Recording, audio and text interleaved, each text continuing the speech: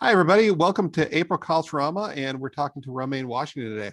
Now, back in January, we had our how to write a professional book review, and so I encourage everybody to do it. I think it's a good practice. It helps to spread the word of the author, and also it's good writing for you. And I've got 2 extra copies here for anybody who wants to write a book review. Professional, I'll help you publish it in some magazine. So if you want a copy and to write this review, just contact me afterward and I will get you that copy. Okay, yeah, absolutely. We already have a taker. All right, so today we're talking to Romaine Washington, whose newest book is Purgatory Has an Address, which I love. I've spent the last week reading it closely, and I did a book review for it because I love to do that. It's good practice. And she is a local author to many of us who live in the Pomona Valley area. And she teaches, I'm sorry, do you teach at Los Osos? Los Osos, yes. Oh, that's great, which is up in San Bernardino, am I right?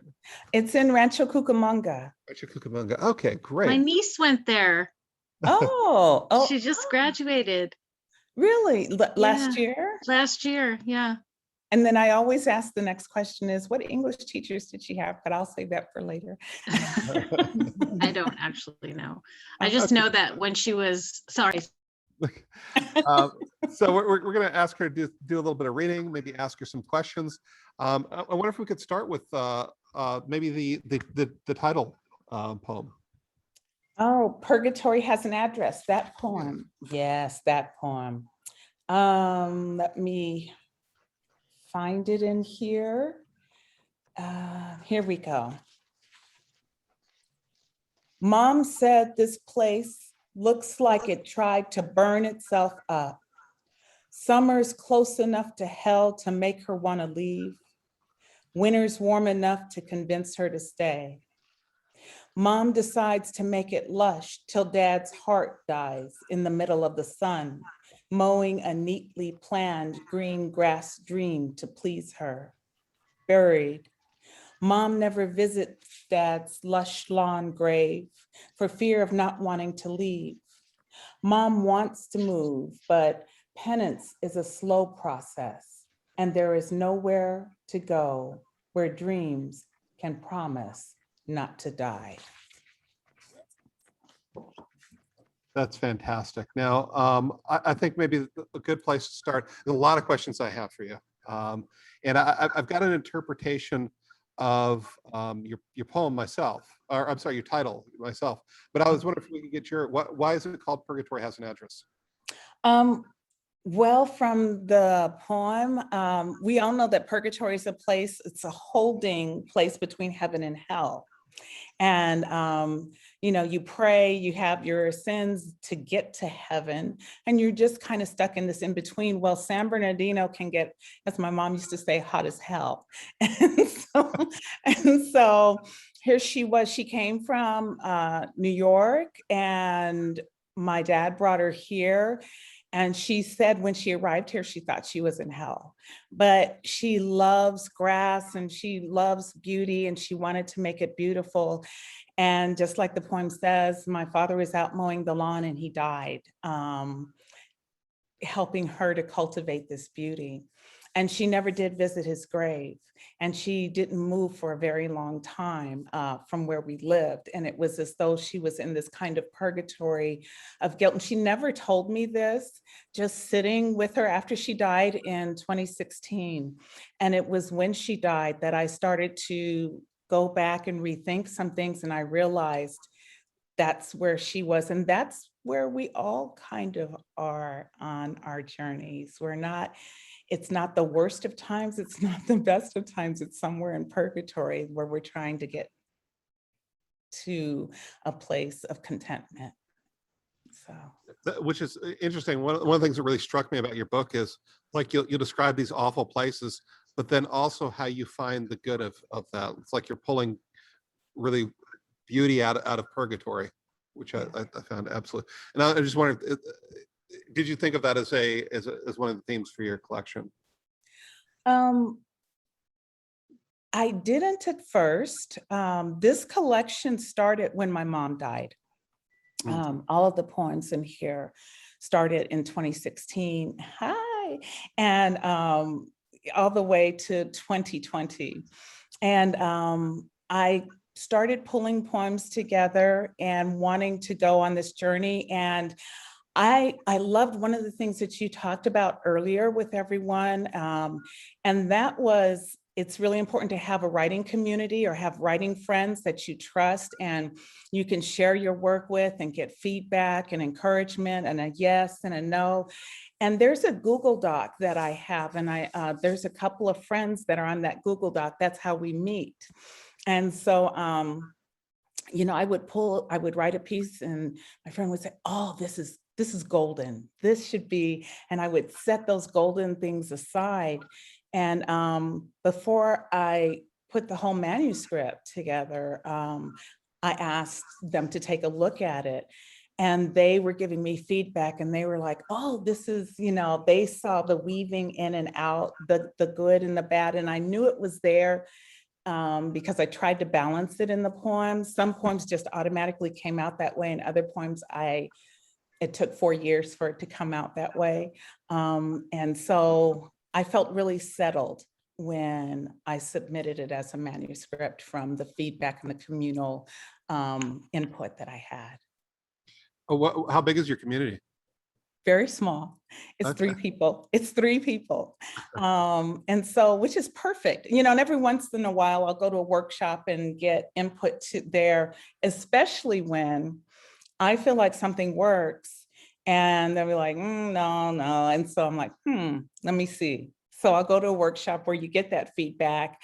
And then if I get, yeah, it still needs, then I'm okay. Yeah, and I'll go back and rework it. Or I might get, yeah, this is great. And then I'll still let it sit and see if there's a little something. But every once in a while, I'll go outside the circle too. Just, Oh, that's yeah. cool. Yeah, another one of the themes of the book was creation of community and destruction and recreation, finding your own community. Yes, I'm yes. not sure what my question is there. Yeah, because that's what we do. That's what we do on our journey of living. If we're not stagnant, and even if we are stagnant, the world's going to keep moving and recreate communities for you. So yeah, it's just a journey of change and acknowledging it, sitting with it, writing about it. And we don't live these solitary lives, even when it feels like we do, even when we're on Zoom in little squares, we have this is a community. And so everything we do is in some kind of community. And then it's just about how we frame the squares that we're in and how we, whether it's positive or negative, whether I feel like I'm in a cube and I can't escape, or whether I feel like I can look at somebody with different hues and softness in their face, or I can see the shadows or the butterflies behind them. So then it comes to the framing of the community. Yeah. That's right. That's okay. So absolutely. So now earlier we were talking about the reason people can't write, you know, those things that stop them and those things that can be wearing. And I was talking about using up your creative energies doing your day-to-day jobs. And I was thinking about you, who right now, first of all, you're a high school teacher, but high school during COVID seems to be very, very difficult. How were you able to balance that with the writing that you do? That's a good question. Sometimes the writing comes while I'm inspired, while I'm giving them an assignment. And so I'll say, oh, okay, so we're gonna write for a half hour doing something. And then I'm over here feverishly trying to get it typed out or at least framed. But just because you're really busy and you have a lot that's pulling on you, as you know, when the juices get going, they just get going. However, it's lush and delightful. Then one of the things about being a teacher is you have spring break and you have Christmas, winter break, and you have the summers. And quite a few of the poems that I wrote were last summer. I was in workshops, I was in a couple of them. And I almost taught summer school, but we were in the middle of COVID. And I said, no, I have to take a breath. And so those times off as a teacher are priceless, to be able. So I have stuff jotted down in my cell phone. So, students might think I'm calling somebody. I'm actually taking notes for something that I can come back to later on. So yeah, I steal snippets of time. That's the Oh, that's best way great. to get it. That's Yeah. fantastic. And that betrays that movie version of the writer who's doing just solid hours of work and torturing themselves over it. Yeah, and then it goes on our Google Drive, our Google Doc, and come back, they'll say, to them, they'll say, oh yeah, that's something there. Or, I see you posted something, which that alone is really good and encouraging because somebody has seen that you've done something. And if you haven't, hey, you haven't posted in the doc in a while. And doesn't mean that I'm going to post. Sometimes it'll mean that I need to talk, and we'll talk then. Oh, that's So, great. yeah. Oh, that's good. And these are people that you can rely on. That's great. Yeah. Yeah. Okay, so I'm going to open it up for any questions that you all have for Romaine. She's a great poet. She's local. She works. She's all the stuff that we've been talking about today. Anybody has any questions about her life as a working writer or about this? Jose. Yes. First of all, when do you get that urge to write? Because, there's a time when you decide to write. Sometimes we just think about it, but we don't do anything. But for you, when was the time that you began to really write? You mean just writing a poem from inspiration, or when did I start writing? No, that you were inspired to begin to be a writer, either poetry or books or whatever. But there's a beginning in your stage of a writer. I started writing when I was 10. And it was the same kind of iambic pentameter that they have us memorize. And I just love the music of language. I have a BA degree in French because I love the sound of words and just the music. And so I started when I was 10. And I would read in the neighborhood church, and whenever there was something going on, they would invite me to read my poetry. I was first published when I was 14 in a little local African-American newspaper, because what I would do, I should have known I was going to be a teacher. I put it off for a really long time, but I would give myself summer assignments to read different authors. So like one summer I said, you're going to sit and read all of Shakespeare's sonnets. And I did, and I studied them. And another summer I studied the life of Langston Hughes and read everything that he wrote. And I started submitting, this is at 14, I started submitting my work to places that he had submitted to that were still around. And I came in as a runner-up in the Jesse Springhorn NAACP contest, which is one that he won for the river, which I can't think of the title. I'm so bad at titles. And so I started submitting when I was 14. And then I hit high school. And I noticed that we never studied African-American writers. Everybody was Eurocentric. And so I started to talk myself out of, and I just have an idea for another poem just a couple of days ago where I got this habit of, when I didn't see that it had been done at where it would be acceptable and something that was invited, I didn't stop writing, but I quit sharing and I quit sending a lot of things off. I think the last thing I'd sent off was when I was 17 and I got published first time I was paid in Vegetarian Times. So I would go and look up African-American writers on my own while we were supposed to be reading Thoreau and Emerson. I was reading African-American writers, finding out about them. So I've had this fluctuating engagement with writing. Decolonization starts with self. I'm learning this. Yes. Thank you, Aruni. Yes, yes, yes. Decolonization starts with self. And the poem I'm going to write is when I was 5, I had this little, I made up a little tiara out of tin foil, and I took a towel and made it like I was Miss America. And my mom looked at me and she said, knock that off. Black girls don't do that. And so from that point on, if I didn't see that, and I didn't realize, I was just thinking about it the other day, how is it that I talked myself out of so many things because I didn't see African-American people doing it. And I realized that was the beginning, that was the seed. So that's a poem for the future. So I'm rambling now, but basically it's been a seesaw, but I've always written and I've always loved language. And I've had doors open that I didn't walk through, and I've had doors open now when a door opens and I feel solid about it, I walk through it. So I've got 2 follow-up questions. That first is, are you able to choose your students' readers now? You said you're yes. teaching to a test often, but oh yes, absolutely. One of my missions becoming a teacher was to make sure that whoever I was teaching, that they were going to be reflected in the literature.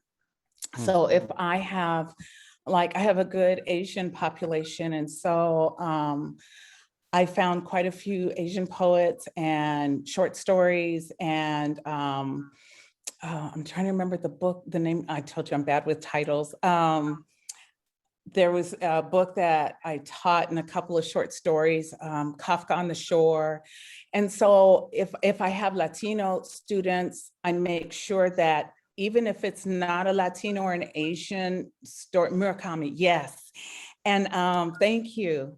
I make sure that when there is diversity, even within the text, that we slow down and we take a look at it, because I know, and I have a student who is from Afghanistan, and he was falling way behind. He hadn't done any work via Zoom, because I get a lot of, this pandemic is really getting me, I can't focus. And I said, well, you know what?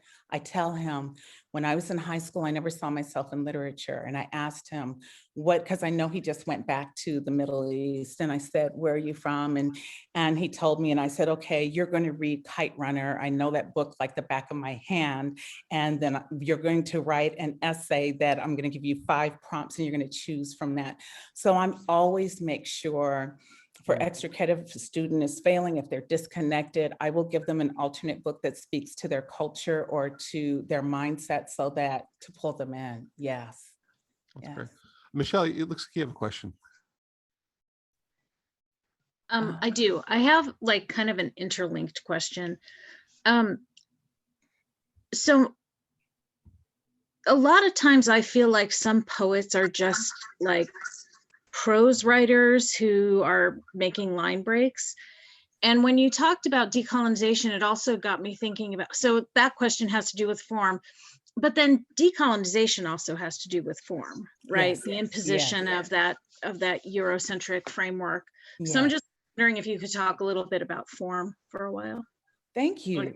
One of my favorite poems, because it took me until I was about 17 or 18 to break the iambic pentameter addiction that I had. And one of my favorite poems is in my other book, Sirens in Her Belly, and it's called Jazz. And I was real purposeful in the line breaks and making it mimic jazz. And that's what I really fell in love with Langston Hughes, was that music in his poetry that wasn't, it wasn't colonized. It was jazz and it was blues. And then you have Sonia Sanchez. And so I went outside of what we get in school to be fed by rhythm and by form. And even, I am hating myself. It's the African-American poet who teaches at Emory University. I could tell you everything about him, but I can't remember his name right now. And he won the Pulitzer Prize in Poetry. Jericho Brown. Yes, thank you. So I was teaching the duplex to my high school students that Jericho Brown did. And he came to Claremont Library and all of my students went there and they kept saying, is this going to be on the AP exam? It's like, no, but it's really, and this was before he won the Pulitzer Prize.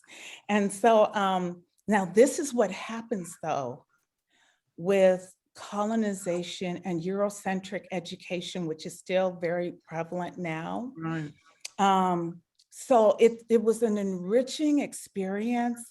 I had actually made, from the duplex, I had them little bookmarks for them. I didn't even realize they were bookmarks, but one of the African-American students that was there, she was so excited. She goes, bookmark, bookmark. And he was doing the poem because I pulled him aside and I told him which poems we'd studied. And I said, have him sign it. And so she got so excited. And I had 4 African-American students in that class, and 3 of them were thrilled to death. They pulled me to the side and they were so excited. When he won the award, the Pulitzer Prize, because I told them how phenomenal he was, we studied him. Only the African-American students remembered his name and who he was. Yeah. So that goes to the concept of the appreciation of something that is created by a person of color. And even this year, I teach Invisible Man every single year. And this year, it just so happens that for whatever reason, students, quite a few students who've been accepted into colleges, they're getting copies of Invisible Man for their intro book that they're going to study. And a student said, why would they give you that book? Even though we had just got through studying it for like a couple of months. So when you talk about the colonization of education, when you teach Black children, I found when I worked in the quote unquote underperforming school, when I would teach them Black literature, they still had a hard time realizing that it was Black literature. Even though I make a point of introducing them to the author, pulling from YouTube videos, but it's so ingrained from kindergarten on. By the time they get an African-American teacher that is trying to broaden the horizons, it's an undoing rather than an addition. So yeah, thank you for that. So I know I didn't answer all of it, but I hope I answered some of it. What is your own reading practice right now for yourself? All the time. Right now I get to teach. I'm so excited because one of the good things that have happened out of all of this horrible stuff with George Floyd is that everybody started coming out with the social justice statement about how they support Black Lives Matters and multiculturalism. And so we have been having complaints for quite a while about the Eurocentric curriculum that we have in literature.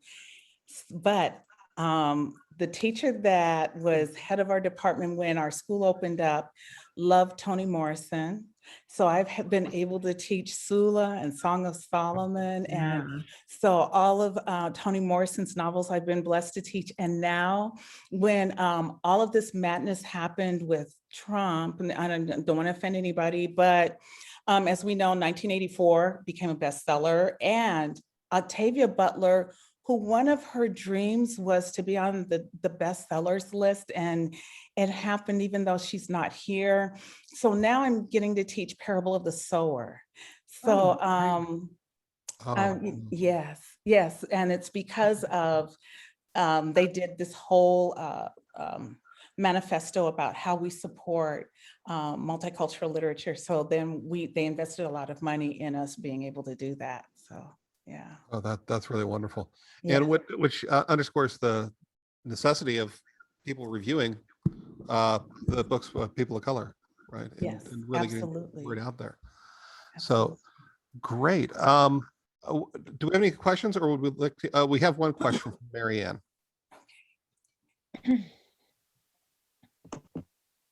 Oh, Marianne? You just muted yourself, Marianne.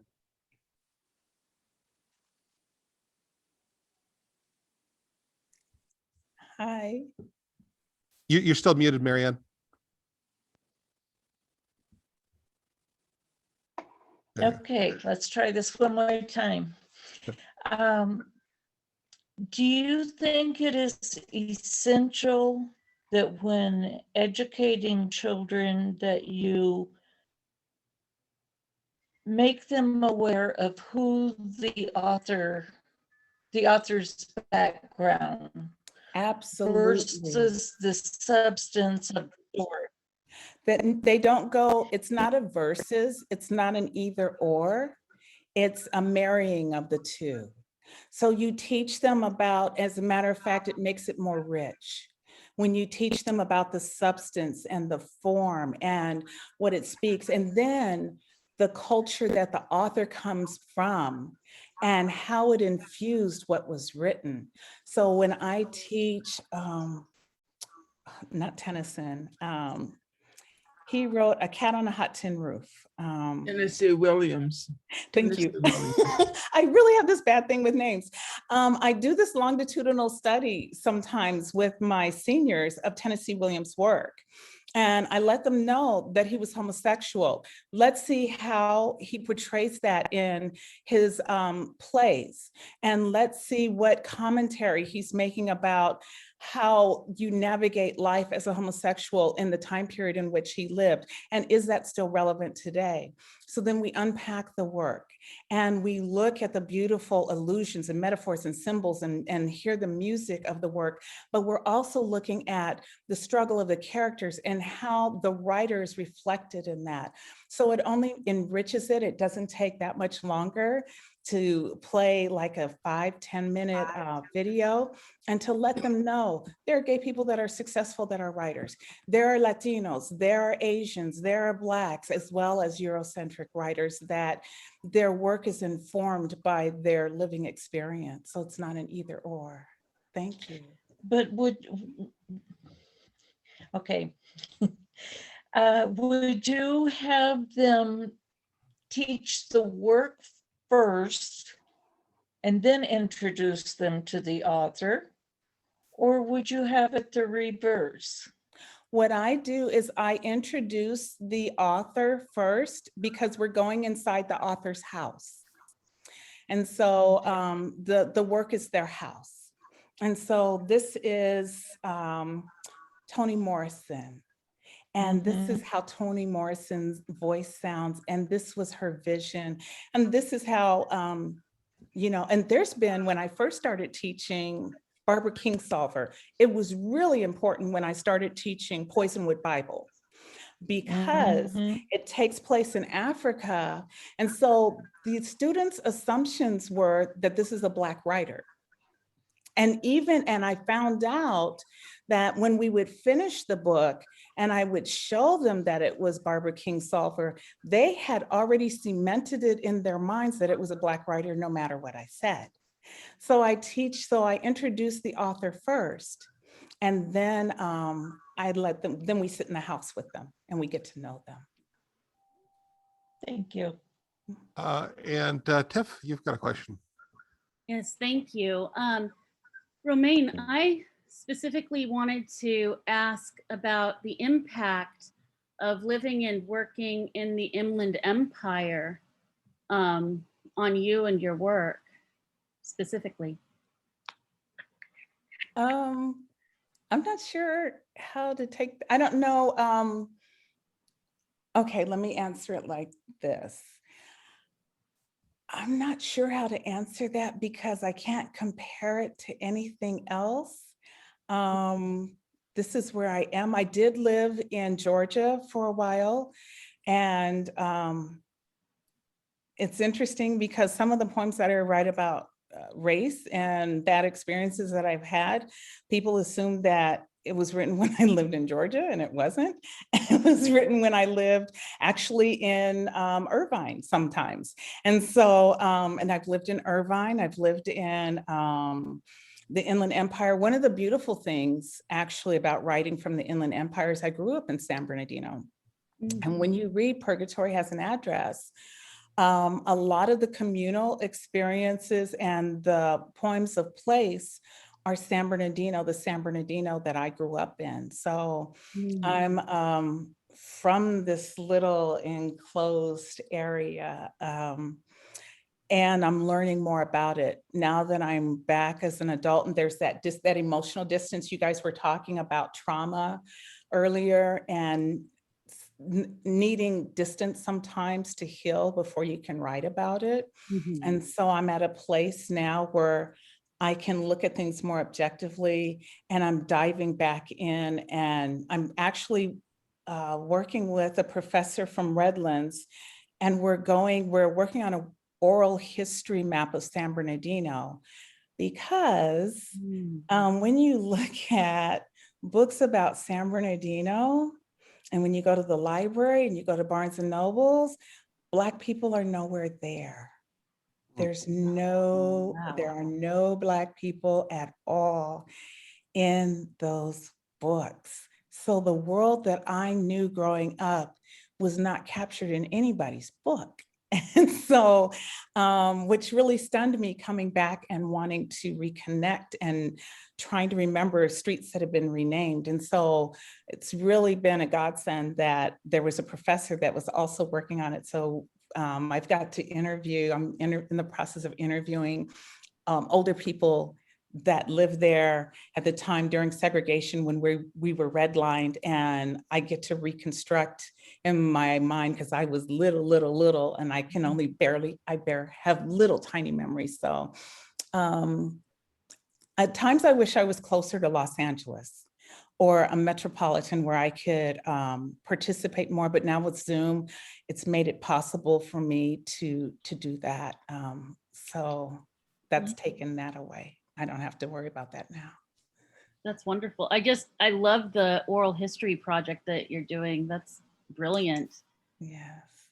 Yeah, you're talking about the heat and the purgatory aspect of San Bernardino, and I'm just thinking of your final poem in the collection, At the End of the Devil's Breath.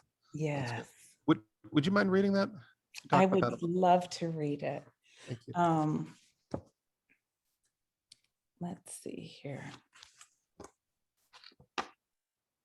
July. Wilted cereal in a bowl. We drown in brown milk. The haze of sparklers and fireworks add to the deafening heat that drips into August. Caged in by smog, air smells of cigarettes and Black exhaust. Surely this place is meant to ignite. September.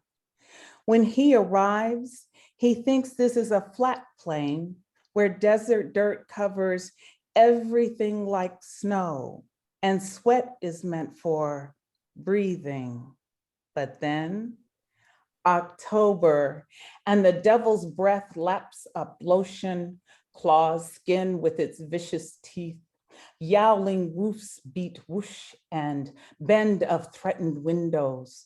Tree leaves sound like ocean, stripped dry, littered bare limbs. The hard ones snap right for a switch. Used to be gangs of tumbleweeds ran the streets. Now solitary wadded balls of rootless limbs roll by. November is a postcard miracle, surrounded snow-capped crisp sky, where our eyes hang glide like eagles. We perch low in the valley shadow, straining to see the walk of fame, Sunset and Hollywood, Palm Springs, peer into the pier of the Pacific. Every mountain peak is paramount. He says, if it weren't for the devil's breath, I'd never know where we are and just how beautiful. That's great. Thank you. I was talking about your the way your poems often end with the positive. I've never seen anybody speak positively about the Santa Ana winds.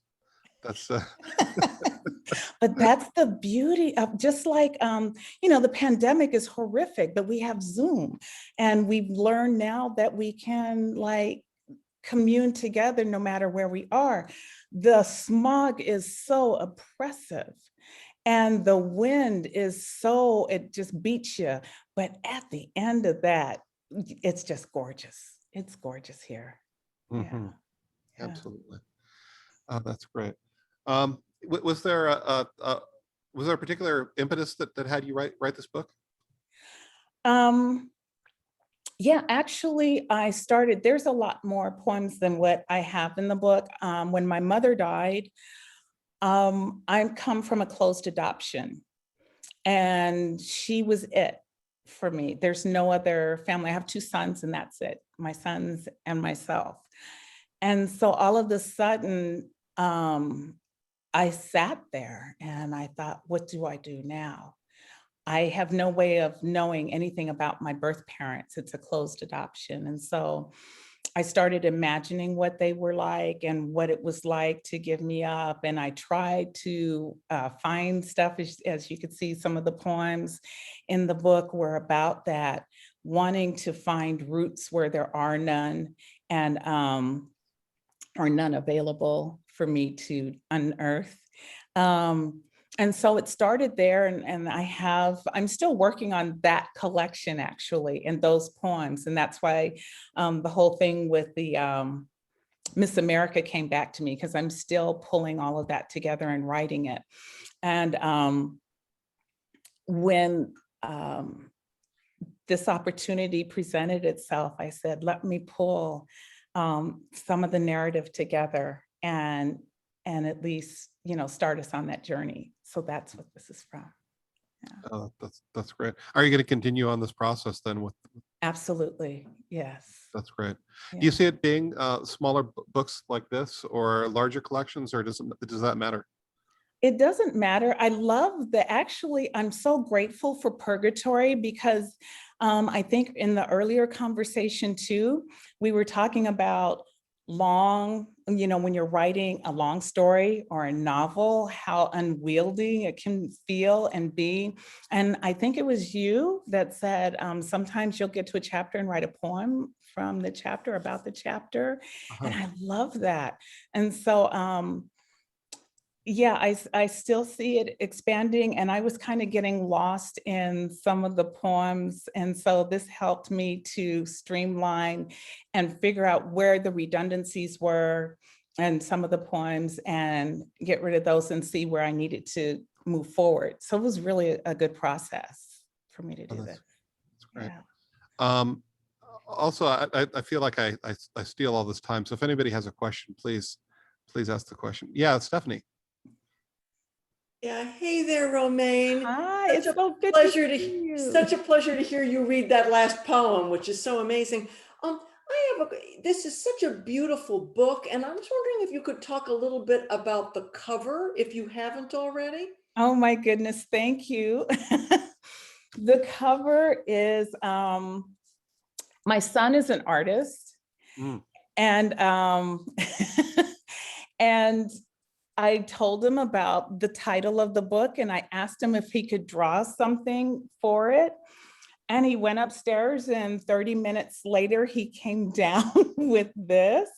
And he said, what do you think? And I said, I like it. And he said, do you see the face? Do you see the mirror? Do you see the purgatory in between the 2 houses? It wasn't just something he sketched. He had the whole thing in his head. And so that's where the cover comes from.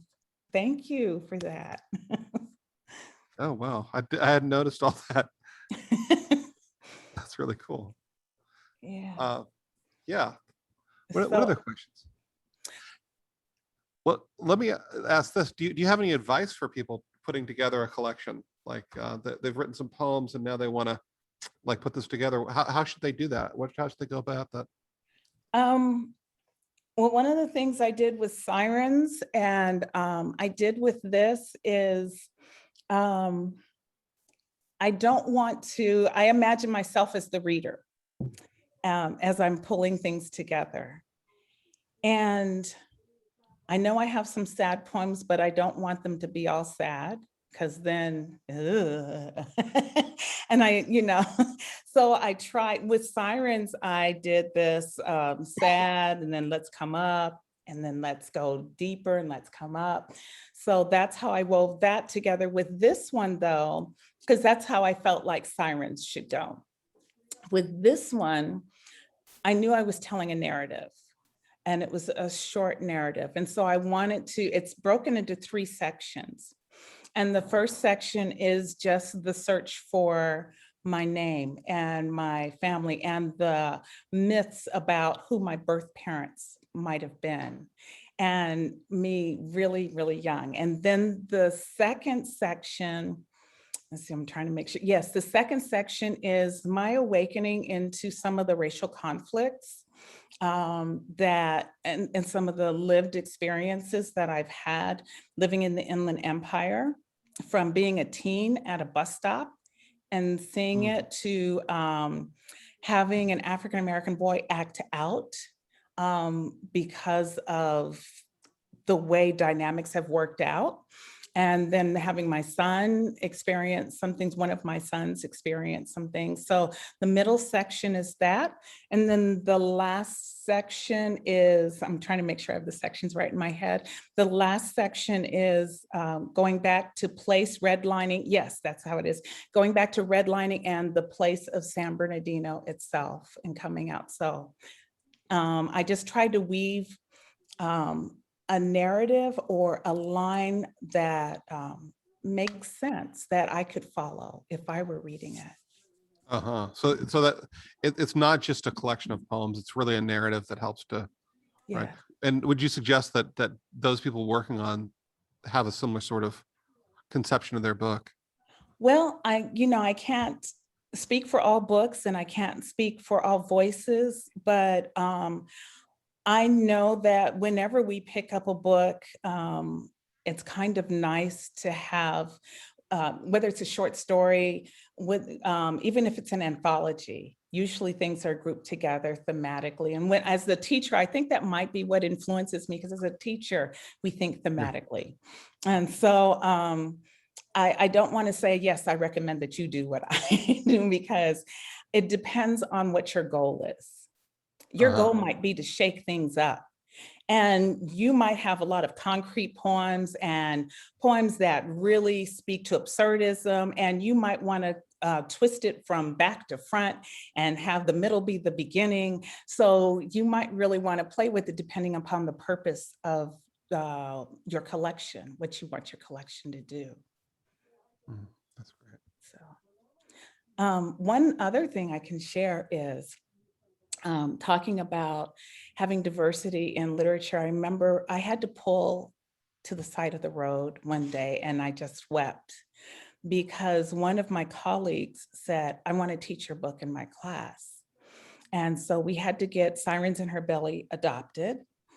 And I thought, well, if she's going to teach it, I'm going to make a curriculum so that she doesn't have to do the extra work to pull in context. And so I did that. It was on my website. I'm just now in the process of pulling that down now, the things for Sirens in Her Belly, because I want to shift my focus again. But I had to pull to the side of the road because to go from being a 14-year-old who never saw any African-American literature being taught in school to having your chapbook being taught, adopted by a district and being taught in school, just my mind was blown. I was just so grateful. So. Wow, that's great. Yeah.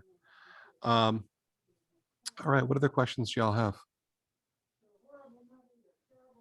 Would you like to read another poem? Sure. Do you have a? Well, you just referenced Brer Boombox, which I loved. Love to hear you read it. Sure, I will read that. And that's one of my favorites, and I'll tell you why. I had submitted this for publication I think it was a year or two ago for Choya Needles. And when I submitted it, it didn't get accepted. And it was a totally different poem. It was like an 8 to 10 line poem, because I had the assumption that everybody understood who Leroy was. And there was a lot of music in the poem, but there wasn't a lot of imagery. I just cryptically alluded to certain things. And the editor said, I really want to know Leroy. I don't know him. And so that made me go back and really fill this in as a narrative. Oh. So you notice it's one of the longer pieces that I have too. So I just love that I got that feedback. So, you know, when you get quote unquote rejection, sometimes it's to take it to the next level. And this was one of those. And I love getting feedback, even if it's not, oh, this is wonderful. Sometimes you need to have something more pulled out of you. And I love growing as a writer. Everybody know who Brer Rabbit is and all of that. Okay, sweet. All right. Leroy and them got clean, wild laughs, like air full of jokes and Afro pics. I never hear they mama tell them be safe, come home, but no, she do. They a little older than me, don't really know them, but feel like I do. Like the bus be a 200-year-old boat, we've been riding too long. I lean my head full of tired sun against the window. Bus stop, door belches open. Leroy and them loud talking, thud walking, claim territory in the back of the bus. Boombox blasting, wave your hands in the air. Feel like there's no air in here. But Leroy laughed like cool grass and green trees. Hey driver, why we ain't got no air in here? It's not near as stretchy. Black Mac, our regular driver, would have made a joke, like he be part of we be fam. Okay, I'll make some more in this. And I don't know what happened to my. Okay. Leroy would lean back, put headphones on, bop, quiet smile, satisfied. 2. Hank is white shirt, small frame, looking like Sweat don't know his name. Type of man who might chuckle, but never heave a full laugh. If he did, you might think he was passing gas. Wasn't one of us in talk, skin, deed, or thought. Never had to strategize to get what he want. He rear viewing Leroy without a clue of what to say or do. You need to hold that noise down. You're disturbing the other passengers. Leroy laughs a little too long and loud, loud and long. Hank's face is beat, but he don't call for backup, does not back up, stands his ground. He parks, white pants walk stern to the back of the bus, orders Leroy and them kill the sound or get off. Leroy and them look like they murder just for fun. Who you think you talking to, little man? I paid like everybody else. Go on up and drive. No one say nothing. I face forward. Quick scuffle. Leroy and them jump off the bus. Afro picks bobbing in the air. Boombox clutched to chest. Bass beating fear in feet. They fly into invisible. I want to say, Leroy, this ain't what it means to be a man. But that moment be gone. I stare at flies hovering or stabbed beads of blood. So That's great. That's wonderful. Okay, and Kelsey beat me to it. If you look in the chat, you can see that Romaine has another reading today, yes. very, very soon, with Choya Needles, right? Who's Yes. Rich Seuss helped to revise this. Yes, yes. It's great. So I'm really grateful for him saying, I like the music, but I want to know Leroy more. And I would too. That's a true story, what happened. And I wish I knew Leroy more. I don't know what happened to him after he ran off into invisible. I don't know. You were just happened to be in the bus at the time. Yes. Yeah. I happened to be at the bus, and I always, thinking back on that, I was so mad on a lot of levels. It was really hot, obviously, but he stopped in the middle. Leroy lived, and I call him Leroy. I don't even know his name really. I gave him that name. And he stopped the bus in the middle of the projects to tell him what to do. Like the worst area that you could stop a bus, to tell somebody who's cutting up to, and he was a little tiny guy. And so I was so upset on so many levels that, but when you live comfortable, and not saying that this was his fault, but saying that when you live in certain cultures, you get used to people following the rules, but the rules are different. Cultural rules are different. And so the music on the bus is to help us get from point A to point B in the sweating sun. And there's a way that our regular bus driver would joke to make Leroy do what he needed to do, that this person wasn't familiar with. And he stopped in an area that if he had known the area, he never would have stopped in, or he would have called for backup rather than stopping and walking to the back of the bus. So it really speaks to understanding cultures and understanding how we communicate, and how things, when we look at things that happen police-wise. I think when George Floyd, he was running from the police. He didn't have a weapon, but it was almost like this cat and mouse kind of thing, like, I'm not gonna go in, don't take me in. He didn't know that that was going to be it for him, that was going to be it in the middle of the daylight with all the cameras on. The bus driver didn't know that that was going to be it for him. Culture and understanding how we communicate in different cultures, and getting to sit and know your surroundings helps a lot, and being able to read them. So I'm gonna stop here because I'm getting really serious. Okay. Michelle. I just want to say, I think that's my favorite poem in the book. And one of the things I love is when you're talking about, like the use of speech as music, and the authentic ear, but that the speaker seems to have her foot, or I don't know why I read the speaker as a female, in both worlds. Like she can speak like Leroy, but she's thinking in metaphor, and in a more, not that Leroy wouldn't think in metaphor, but in this way that would allow her to move in both cultures, right? In mainstream white culture.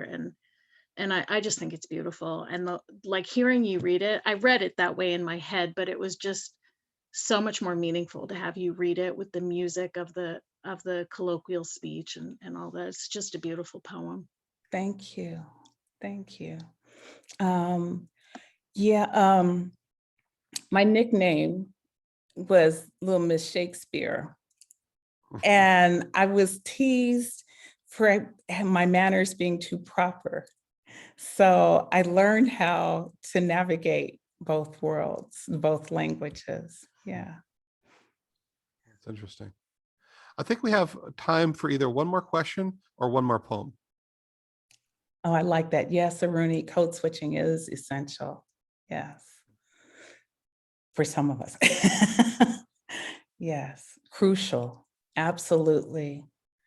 Code switching is, we do it all the time. I tell my students, the way you text your mom is not the way you text your friends. So, so we code switch even in texting. Well, I don't see, we talked a little bit about code switching. So thank you. Yeah. I think I saw Chella starting to raise her hand, but I'm not sure. I might be wrong. Oh, you're muted, Chella. That was a great reading. Thank you. You mentioned Langston Hughes and Toni Morrison.